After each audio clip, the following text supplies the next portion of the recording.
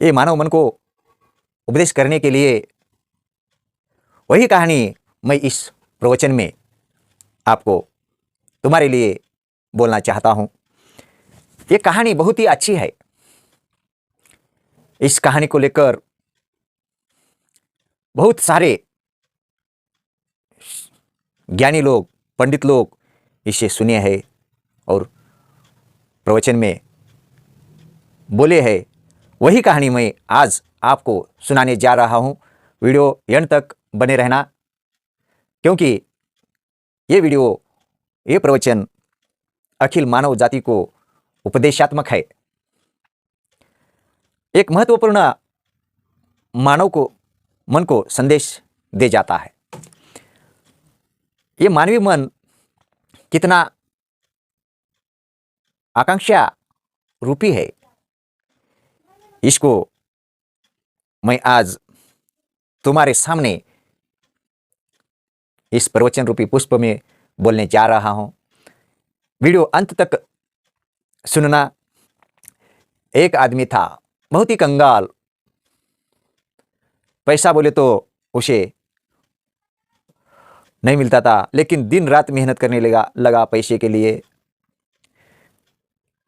पैसा पैसा, दिन में पैसा, रात में पैसा। कोई सगा भाई नहीं, बहन नहीं, बाप को टाइम नहीं दिया, समाज को टाइम नहीं दिया, देश को टाइम नहीं दिया, गांव को टाइम नहीं दिया। दिन रात पैसा पैसा करता रहा। समय बीतता गया, पैसा जमा होता गया। 1000, 10,000, लाख, करोड़, अरब, ऐसे होता होता ऐसे एक दिन वो करोड़पति बन गया, अरबपति बन गया, खरबपति बन गया। समय ऊपर जाने का समय आ गया। एक दिन रात में वो आदमी सो रहा था। वो ऊपर वाला यमराज आ गया और बोला, उठो। वो आदमी सो रहा था। उठो बोलने के बाद वो उठ गया और बाद में, क्यों भाई, मुझे क्यों उठा रहा है और तू कौन है? ऐसे प्रश्न करने के बाद वो आदमी बोला, मैं मृत्युलोक का पुरुष नहीं हूं, मैं यमलोक का यमराज हूं। तुझे लेने आया हूं। तेरा समय खत्म हो गया है और तुझे मेरे साथ चलना होगा। वो अरबपति, करोड़पति आदमी बोला, यमराज, मेरे पास बहुत सारा पैसा है, धन है। तुम्हें कितना होना उतना मैं देता हूं। मुझे एक जीने का मौका दो, मैं अब्जों रुपए दूंगा। यमराज ने बोला, क्यों भाई, तेरा भी टाइम खराब कर रहा है, मेरा भी टाइम खराब कर रहा है। ये कुछ नहीं होता, मुझे पैसे नहीं चाहिए। तेरा वक्त आ गया, मृत्युलोक में रहने का समय तेरा खत्म हो गया है। आओ मेरे साथ। नहीं, मुझे एक दिन दो, एक दिन की मोहलत दो। क्यों भाई, ऐसा क्यों बोल रहा है?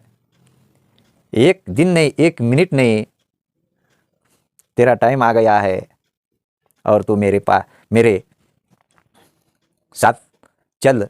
क्यों वक्त बर्बाद कर रहा है? ऐसे बोलने के बाद वो करोड़पति आदमी बोलता है यमराज को, हे यमराज देवता, मुझे सिर्फ खत लिखने का इतना तो मौका दो। ऐसा बोले तो यमराज भी भावुक हो गए। हाँ, इतना मैं मोहलत देता हूँ, खत लिख। वो आदमी खत लिखने को बैठा, लिखा खत में। वो खत में क्या लिखता है कि मैं दिन रात पैसे के लिए काम करता रहा। लखपति से करोड़पति बन गया, करोड़पति से अरबपति बन गया, लेकिन मुझे एक मिनट की मोहलत नहीं मिली, शगुन नहीं मिला। समाज के लिए, भाई बहन के लिए, माता पिता के लिए टाइम नहीं मिला और मेरे जीवन का सुख और सुकून सब इस पैसे ने छीन लिया। अब मैं बिना आनंद के ही दुख से, इतने पैसे होते हुए भी मैं ये लोग छोड़कर मैं परलोक जा रहा हूँ। इसलिए मेरा कहना ये है कि तुम सब मिलकर आनंद से, एकजुट से सभी को टाइम दिया करो, आनंद लिया करो और पैसा कमाया करो, भक्ति करो। ये आध्यात्मिक आनंद है। आध्यात्मिक आनंद के लिए इसे बढ़कर कोई आनंद नहीं होता। पैसा का आनंद तो क्षुल्लक होता है, दुखदायी होता है। मेरे भाई सभी को प्रणाम। मैं जा रहा हूँ। ये संदेश सबको तुम भेज देना, बता देना, यही मेरी विनती है। रामकृष्ण हरि।